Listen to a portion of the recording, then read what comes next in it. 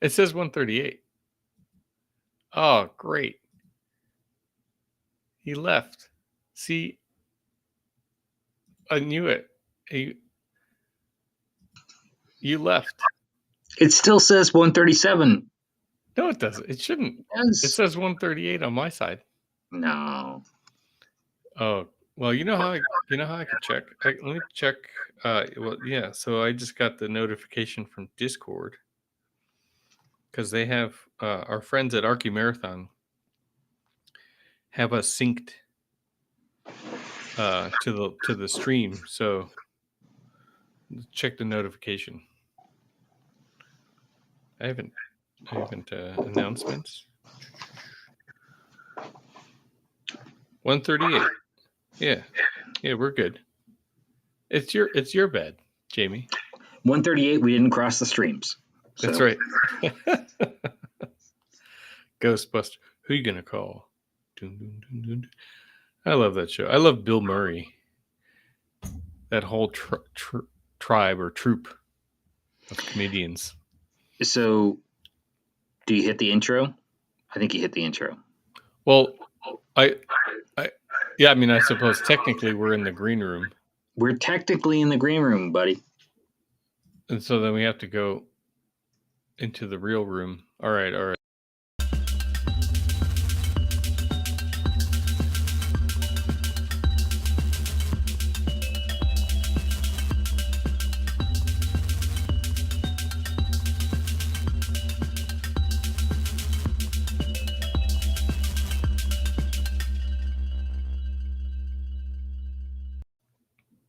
You know, the intro and outro is playing so many times. So many times, but we didn't cross the streams. Yeah, I know. Hey, Jamie. How you doing? Hey, buddy. Good. So actually this is probably working out just as it's supposed to work out, because we were talking about off the live stream, green room, real show, whatever. We were talking about a TV show I've been watching called the OA. Well, it's not new, but it's new-ish, like pandemic era. Which is totally new to me. Keep going. Oh, okay. Yeah.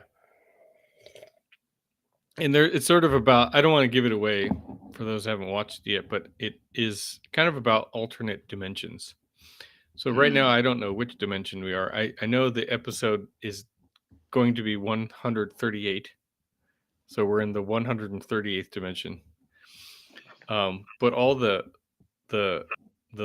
going live, going off air, back on air, off air, I don't know where we are. So we're as long as we're not like in that show Dark. Because that really scared me. We could go in that would be a whole other direction to go in. But it's similar, multi-dimensional.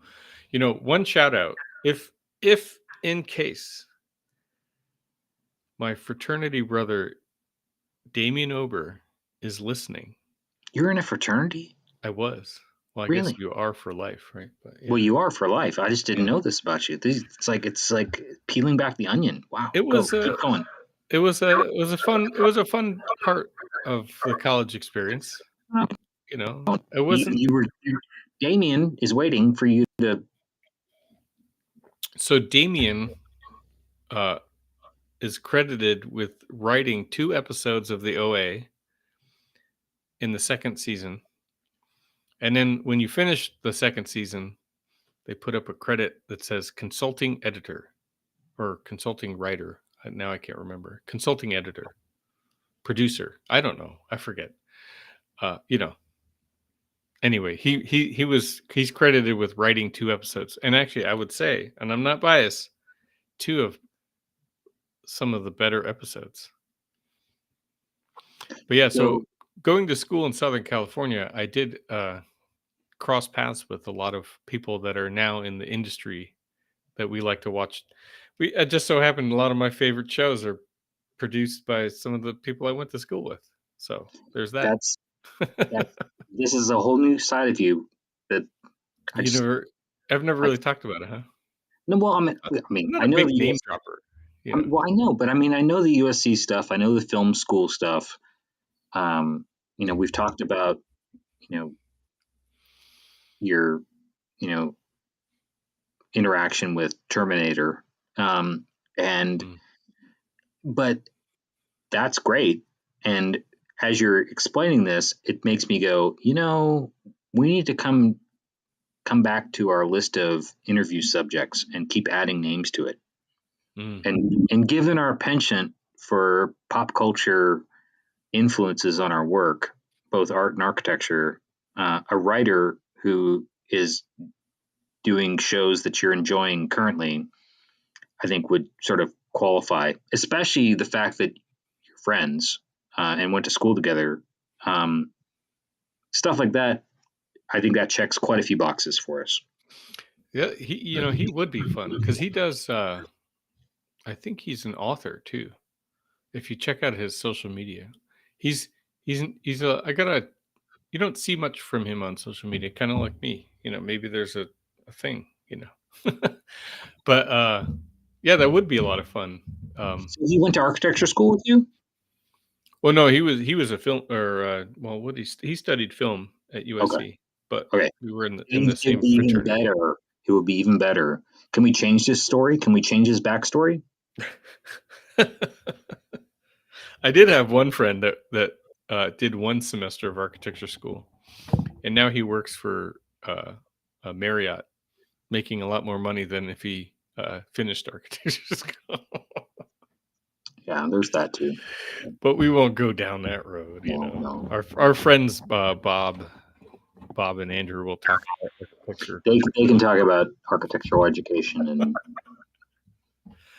Oh man, this is good. and This is that. actually kind of fun. So when they talk about it, do they have that meme that just like has the dog in the room with the coffee cup and like just fire? This is fine. This is fine. Oh, my favorite architecture meme is the one where the guy's hovering over the shoulders of the CAD designer, and he's Just kind of. telling him to nudge the toilet, and then they go back. Because that actually happened to me in multiple offices. I used to call it the joysticks because the principals would stand behind you in 3D whatever 3D software you're using, right? And then I imagined like that they had joysticks in my shoulders that were moving my key hands and my mouse hand, because they couldn't do the 3D software at the time. When I was young, I was like, maybe you should just draw it yourself. I don't want to nudge toilets around. So there's my gripe about architecture, early architecture We are profession. getting so much from you tonight. It's Yeah, amazing. I'm on a roll. But You're totally on a roll. the Does Kurt? For folks who are just joining the podcast and have missed the previous 137 episodes, Kurt really doesn't complain. It's a rare thing where Kurt puts any shade on anyone or a subject. It's like he'll get really close to the line of doing that. yeah, And right. you probably can suspect his feelings, but he might not go there. Yeah. If I do, usually people do ask me if something's wrong because I don't often go there. Right. Yeah. Oh, thanks. There's a I lot of appreciate that. judgment in your eyes. I can see it. Right now? No, in these instances, Jamie's seen quite a bit of these eyes, but usually not. Yeah, in negative town. Right. Yeah. We don't. But This is there was a very positive podcast. There's no. it It's is, yeah. really. It really is. I mean, we It's really do try and stay. it's for everyone, for all ages. The only sometimes our guests that we don't premise the because you and I don't really cuss, but sometimes our guests do. Right. We try And not to. I There's try an not. I try and occasional catch those one. edits, and I don't Yeah, quite. yeah, okay. It's like a PG-13 kind I of. think like in just like in TV, you're allowed like what 7 words. No, there are 7 bad words. Oh, right. Yeah. No. There's 7 words. No. You're not allowed. No. I got I it think wrong. you're not allowed to use the 7 words. Like a completely opposite. Whoops. So Yeah. Yeah. George Carlin has a whole routine about the 7 words, yeah, and which is actually pretty brilliant. And if you have I not I indulged miss yourself him. and gone back and seen that, it's worth Yeah, a visit. I miss Carlin. Carlin was a hilarious comedian.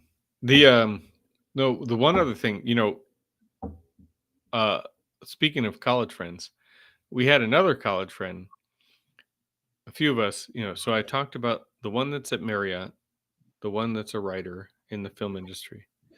And then there was another friend. I mean, I had many friends, but of of these 3, we would sit around and go, what would be awesome one day, if we just opened a bar. And this other friend did just open his own bar in England. He lives in England now. Somewhere in I think it's Sheffield, I think. He opened a bar. So how cool is that? So I We were me just and my talking. friends, we're realizing our dreams. I mean, we were just talking about you adding different destinations to your travel itinerary. Oh yeah. You got to put that right. I know there's a notebook right there. Just write it down. Just, Yeah, yep. yeah. Oh, I know. I get reminded every time I see him post something from his bar. It was the dream we But all does had. this bar serve coffee? I hope so. But if it doesn't, But maybe I if it should doesn't, mail him some. you could mail him some. Let's open that portal into Yep. another See, dimension. there he goes. Like he's just adding it to the list. Mail. There we Task go. 86. The last time I saw this friend was in DC, I believe, when we were at Grassroots. The snowstorm one? No, I don't think it was that year. It was near that year. I don't think it was. It was the man. Maybe it was. I don't. It was warm though the last day. But the 2 friend, the one that's at Marriott and the one that's in England now, were in DC at the same time, and we all got together for lunch. How funny is that? That was that. When was that though? If it was near the one with the snow, when was that? Do you remember the year? 16? 16? Yeah.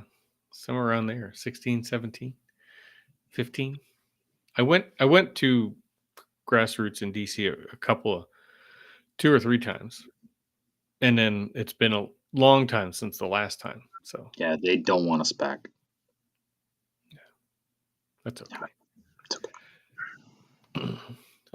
I can take a break from that. Although the national conference will be in DC this coming year. So I know. And just because I don't want to let it go is I want to make sure that you and Cormac are buddies again before we go to DC. mend fences. Yeah, I want you to mend all those fences because I'll be damned if like he's like, I'm not going to tell the guys like when I'm doing my like extra tour. So Well, I did reach out and say, hey, can you come to the final reviews for my studio this semester? And I'm still waiting to hear back. But So, Cormac, if you're listening, or Evan, if you're listening, yeah, there's a lot of peace yes, offering. yes, Prayer hands, peace offering. we need to make this happen. It's Thanksgiving after all. So. Yeah. I mean, the Lions lost though. I know. Pretty bad. And I think his Auburn Tigers also lost too. Yeah, but it was very close. It Yeah, was they only did 3 points. yeah, they were, right in there. So I'm always rooting for Auburn. SEC. Yeah. War Eagle. Of all the Southern schools, I'll root for Auburn Hey, and A&M. Hey, thank you. Thank you for thank you. All right. I mean, in addition to A&M, Auburn's up there. I know. Okay. Like I've mentioned, I have, Danielle's grandfather was an Aggie. Yes. So, Yeah. So basically, like everyone in who went to Alabama or has some, they're like, okay, they just cut their subscription to the podcast, which, were they listening? Were they really listening? Bama fans, I don't know. Yeah. Does Bama have an architecture program? I don't know. Auburn does. Yeah, really? Yeah. Sam Mockbee. I should say, well, again, we did it again this episode. We just turned it into the sports podcast. So. Well, that happens. I kind of like that. I like the fact that it's the, well, should we talk about coffee then? I guess we can pivot back to coffee. Yeah, we just mentioned Cormac. We invoked the coffee feud. The coffee feud. So, well, we're ending the coffee feud because if he shows up to my final review, he will be showered in so many coffee beans. You're gonna go in the basement, get that damn bag, all the beans, all the coffee. Awesome. So make it rain coffee. Whether he likes it or not, whether he wants any to take home. Should I give some to the dean too? Ooh. Curry some favor. I think you should curry favor. I mean, it would be wise. I did not think about gifting coffee the last time I was at A&M. I could have. I'm running low though. So well, we'll have to get with our buddy Sean and John. Yeah, I think it's that time of year we need to make another order. Mm-hmm. Big order. Big batch. Yep. Should we include coffee pods? Like Keurig cups, K-cups? Oh, no. No. I don't believe in those things. It's a sustainability issue. Yeah, I have trouble with that from the sustainability side. Yeah, our green hearts break every time. So, did you hear the news that Ilya is sort of leading the AIA delegation? Oh, at COP28? Yeah. That's cool. He is. I was just actually telling my students about him this morning in my mechanical design and energy class. And I went to his website and said, hey, you guys got to watch what this guy's doing, or what his team is doing, I should say. Yeah. He is a team. But I mean, it doesn't surprise me at all. And I'm actually due to catch up on what are the goings on at COP28 right now, because it's going on right now. It's a good segue to getting being serious about our sustainability, even on this podcast. No, exactly. And I mean, and this is about where we pivot to like more serious subjects, including sketches. But yes, we never try and get judgy. Maybe a little.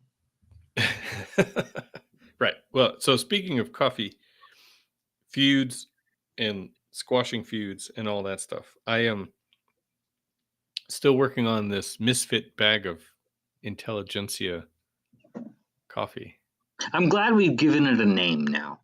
So that's last episode is a little bit a crude introduction. This time we now know what we know,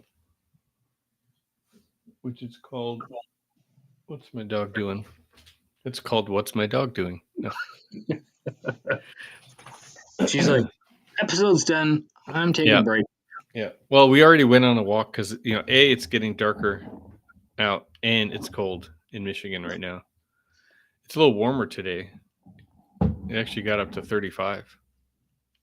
Yeah, you don't want to know what the temperature is here. 60, 70. 60, mid-60s. We're going to go, we do go cold at night, but, Yeah. it's the whole, It was 18 the other night. But Yeah. have you had snow? Yep.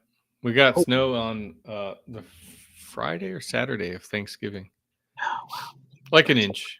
But then it got cold, so it didn't melt. So it's still there. What? Just it's out there. Yeah. No. Anywho, what's in your mug besides Coffee Sketch Coffee? It's Coffee Sketch Coffee. We've gone back to the bag, the bag of choice. The bottom of the barrel. It is kind of the bottom of the bag. The bag. So, yeah. Yep. Not the barrel. Sean, if you're listening, it's time. Send a signal. It's time. More coffee. We gave shout outs to y'all during Cyber Monday. We tried. It'd be interesting if we should try a collaboration with some of his other collaboration brews. Like, the other coffees they make for. Are you trying to say us. You want to have a wrestler on the podcast? I do. I want to talk to this wrestler guy. Super bad. Hey, I knew that's where you were headed. I knew. I follow him on Instagram because of Rootless. Oh, and a small part of my heart that likes pro wrestling.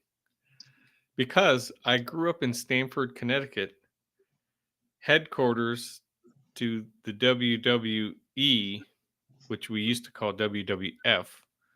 But then there's also another organization with much more, what's the word? Let's say they deserve the acronym WWF a little more. The World Wildlife Fund? Right, yeah. Yeah. Versus World Wrestling Foundation or Federation or whatever. Federation. I think it's Federation. Yeah. So, anyway, but that's, I used to see Vince McMahon driving around town. Andre the Giant? No, I never saw it. I heard stories about him around town, but I was a lot younger when he was in his heyday. So I wasn't out and about in the same circles. Yeah, you weren't like frequenting the bars. That's what you're saying. Yeah, I was too small. Yeah. I would have been up to his knee, maybe. Maybe. He's a big dude. He was. That's the little nostalgia, I guess. We went down memory lane. Yeah, there was a memory lane moment there. And for those who are going, who the hell are all these people? Think Shepard Fairey. We're bringing it back to art. Right? Good segue. His homage to Andre the Giant's face with his phenomenology, Obey poster art, and Andre the Giant also incredible in Princess Bride. So yeah. Yeah, I mean, he was there. There's never been a character written for somebody so well matched than that one. Yeah, absolutely. Speaking, and I know we're trying to get to the sketch, and everyone's going, when are they going to talk about the art? Yeah. Where are these guys going? But before we do that, I have one question for you, and I did not preface this in the green room. This has not been scripted. So we just, a couple episodes back, because now we've gotten on a roll, folks. A couple episodes back, we had a 3-episode sort of story arc in the podcast where we touched on Arc Inktober and recapped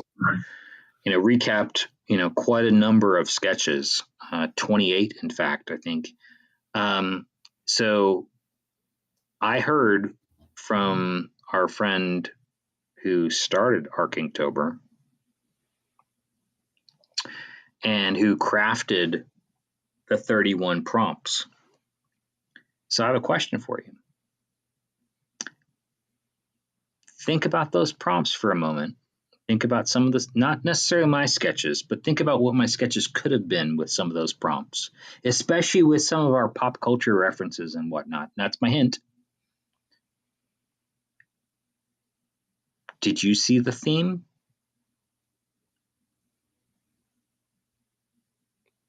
For the month wide, a month wide theme. Yeah, there was an intentional month wide theme that he revealed to me after we were done. And I'll give you an extra hint. I got cheat now. I'm gonna go look at these sketches. And his extra hint was, and this might give it away. His extra hint was, I was listening to your episode with Ben, and I thought you guys were going to get it. I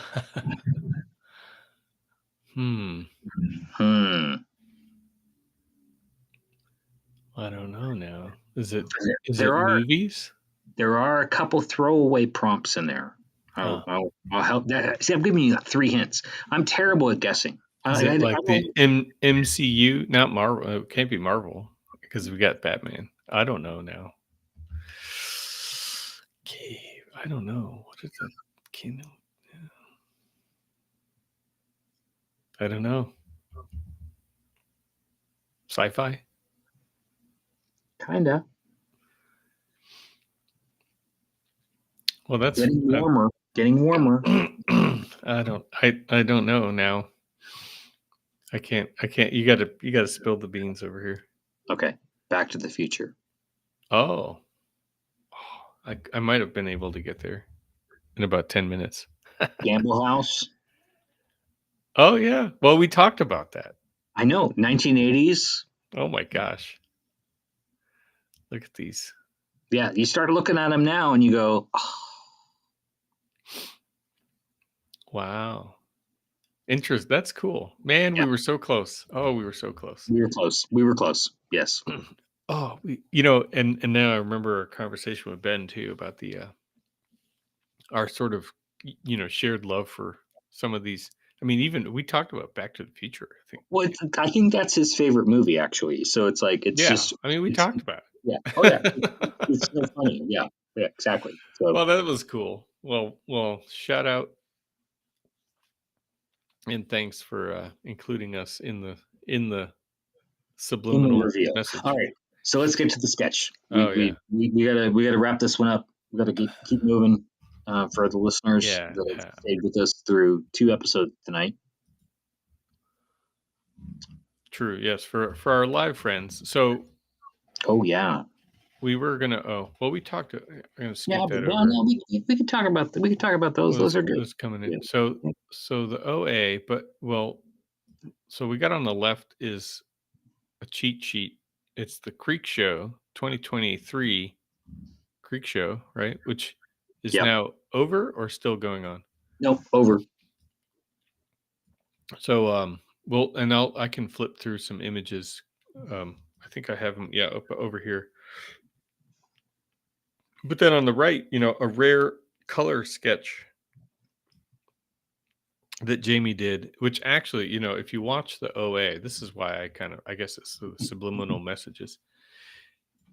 It sort of talks about this rose window, which this is not a rose window per se, but it has this sort of styling. I don't know if you heard Ellie scream because Danielle's home. We'll just try and close that door. Anyway, so with the color and stuff like that, so it's and then the Creek Show imagery, which also gets into this sort of like, I don't know, ethereal, surreal space adaptations of spaces.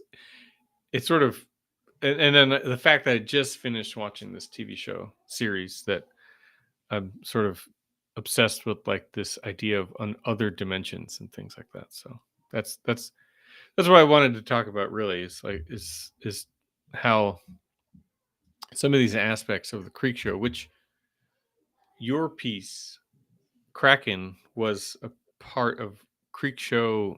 It's been a while. But that's why I pulled this image, because this is like the same piece of the river, right? Or the creek. No, it's this is it's a different part of the river, but it is or it, so the section we were in, they don't display artwork in anymore. Oh, This is one and much done. well, no, not one and done. They did it for we were part of we were actually the last year that they were in that section.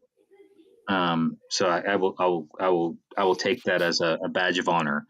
But I think there was 5 years of it before us. So we were like the sixth incarnation at that site, which was great. And I knew a lot of the other artists and architects who who had occupied that site, and admire a lot of their work, anyways.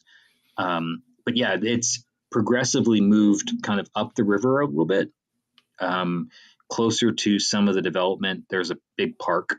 Oh, right. Yeah. Um, with a kind of a band shell kind of space, Mhm. performance space. So it really, really works with their programming and sort of interactivity with the community. But yeah, the one that you have on the screen right now was one of the few this year, I might add, that actually went in the water. Right. Um, Yeah. That's I saw it from the pictures that you sent. That's kind of why I pulled it. Do you remember my experiment in NFT artwork?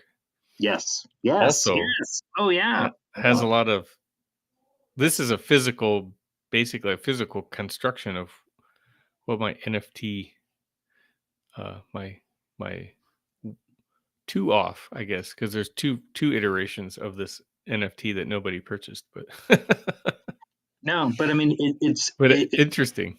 it is an interesting concept, and I think it's all about this sort of reflection idea and this duality of space that you're sort of suggesting, even with the show that I've not seen yet, where it's and you can sort of see the atmospherics about this, which I loved. You could see the very kind of deliberate locating of their black lights, Hmm. um, and very smartly used, I might add, um, to kind of create this strong saturation on these elements in the water, and then the reflection of them to kind of extend them as objects. Um, yeah, it's a sort of like the upside down world or something like that. It's really great. Yeah, it's a lot of fun. I don't know if you want to quickly skim through some of the other pieces, um, just to showcase like kind of the context, I guess, of the. So Yeah. is So there? the red one, Yeah. and unfortunately, I don't know. I read who the architects were, but I did not know any of them this year. So I'm very unfamiliar with who they are and whatnot. So this was really looking at the work as the work, um, and not putting it into context with other things in a portfolio per se. This one was unique. This is a great site, and there's been some really good pieces here. I thought this one was really good. Um, the red lights were red the entire time. These don't change or anything like that. They create a real atmosphere underneath the bridge. So there's several sections of the creek that the city grid crosses, or traverses, kind of perpendicular to it.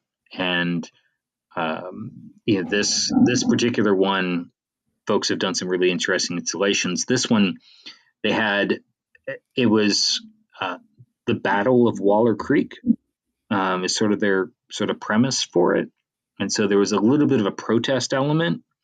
I think that part of the art piece, the protest portion, they had some photos that you can kind of see in the back wall there that show um, trees in Austin that apparently at some point were in danger. Not surprising. Anyone who's ever been to Austin or worked in Austin, trees are very, very important in protection of them. Um, but I'm not familiar with what these photos were. The installation didn't really reveal it as much as they probably could have. I think they probably could have gone maybe even bigger with some of the images. They were a bit small, unfortunately, at the end of the day. relative to the art and the space. I think if the images were bigger, the art really would have the art. It's the and when I say art, the lights Hmm. um, were really effective at sort of setting the tone and sort of the interest in the space. I think the images could have been a whole lot larger on the wall.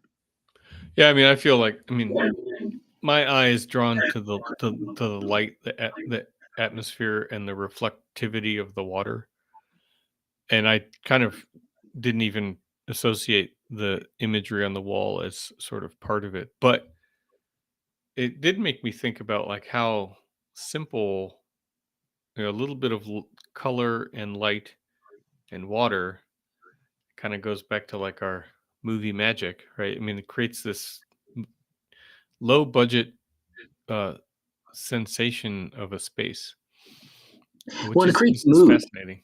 I mean, it creates a mood, and Hmm. like we've said before with the sketching too, is I've made I've sort of coined the phrase, drawing water is hard, um, and it is, but when it's done like this, when it's lit really well, it really transcends sort of the imagination. I mean, you are captivated by this image because of the light and the water. And like you say, the lights themselves, really simple forms. We're not overdoing it. Um, so I love that part of the installation for sure.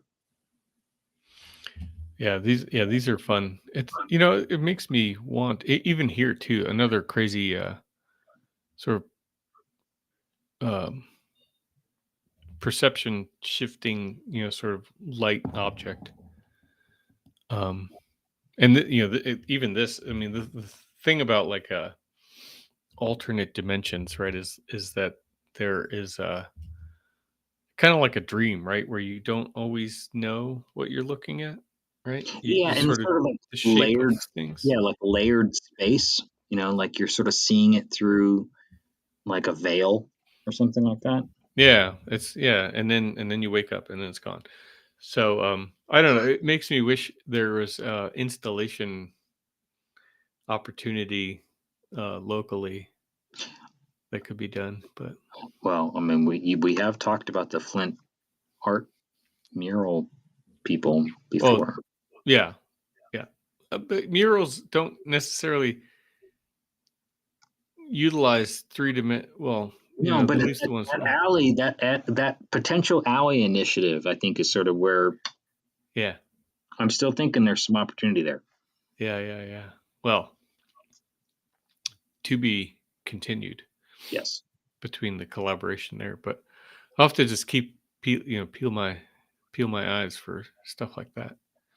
But then on the right is um, your color sketch, sort of spiraling uh, rose window. I'm going to call it that for right now. But what is that of? Is that another piece in the Creek Show that you actually No, drew or something? no. So this is you're gonna love this because it's sort of a nice segue from our last episode. Um, this is one of those I look up moments. Remember hashtag I That's look right. up. That's right. Um, so this is uh, Hashtag I remember. yeah. um, this is Thanksgiving Square in Dallas by Philip Johnson. Oh, oh, great. And so this is a chapel that's part of Thanksgiving Square. And this is literally looking up in that chapel. We've talked about the chapel before um, as kind of a sort of a folly kind of piece of architecture, but um, the the artwork of the stained glass that's present in the chapel as it sort of ascends this spiraled form. It's not a very big space at all.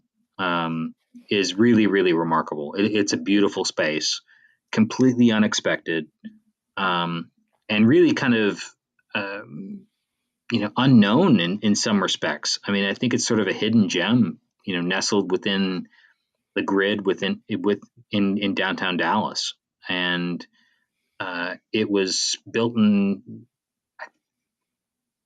they conceived of the project sort of tied to the events in 1963 with JFK, but about a year later, they sort of conceived of Thanksgiving Square and sort of turning the table on both the narrative of the community and the city, and sort of city leaders and sort of patrons sort of thought of this sort of shift. It took a while to develop, but this was constructed in the early 70s. So like 73, 74, something like that. But it's a beautiful park. It's a really nice space, and it has this really amazing little chapel with this awe-inspiring stained glass series of panels that comprise sort of this effect of when you're looking up in the space. Yeah, that's again, now add that to the list for the Dallas trip that needs to happen. But I love the way you colored some of it. Some of them have a little more detail, some have a lot less, sort of just sort of splashes of color that sort of add to the sort of light, the fact that it can be, it is like a naturally lit space, right? That light is impacting, which is difficult. Like you said, we were just talking about water being difficult to draw, but also natural light when you're dealing with pencil or pen, or even color or no color, to try and actually capture light, which what is not visible. Well, it creates the visible spectrum, but yet how do you draw it, right? So Well, and then yeah, stained glass. I mean, yeah, the majesty that is a beautiful stained glass window, sort of painting with light, like you're talking about. How yeah, do you do that? I mean, how do you do it justice? And I think the beauty of it is you just lean into the process. In yeah, this particular case, it is sort of this. I was working with a photo. I wasn't doing this in person. I have been in the space many times, but uh, it's it's an opportunity to sort of challenge yourself to um, in just a small sketchbook. Again, same sketchbook I'm doing all these other sketches in. Doing a really really light pencil sketch, and then immediately go into the watercolor, and then at the very end adding in sort of the pen techniques that I like, to give it a little bit more dimension, a little more detail where it needs it, and really kind of force that perspective kind of soaring upwards. you know, yeah. I mean, it's a really nice. I'm actually kind of looking at some photographs of the space as you're talking, but I think your sketch really captures the sentiment, which without having been there. But then it goes back to a conversation we had a few episodes ago about, and it might have been a green room conversation about architecture. If architecture architects were bosses in a video game level, why? Yeah, this is one example of where Philip Johnson goes up in difficulty Oh over, yeah, say, Mies van der Rohe or I mean it's like we've talked about this. There's just spoiler alert. There, I think you're going to see sort of you know a who's the final boss. Who do you think the final boss is? Um, how did the bosses ascend the ladder? But yeah, Johnson's work here is just it's pretty remarkable. And in such a small space, there's so many small moves in this building, and for someone who tends to reinvent themselves over and over and over again, is referred to himself as an architectural whore. I mean, it's like, and I think for him, he takes that as a compliment. But this building in particular in Dallas, his Cathedral of Hope in Dallas is also a really great one, which was done really really late in his career. But in Fort Worth, as a companion for a small public plaza and park, is the water gardens. I mean, the water gardens in Fort Worth are an amazing design concept. Again, Philip Johnson, like, there's the the breadth of some of these interventions, whether it's him, his team, I know there was others, but yeah, this is definitely worth a visit when you're in Dallas.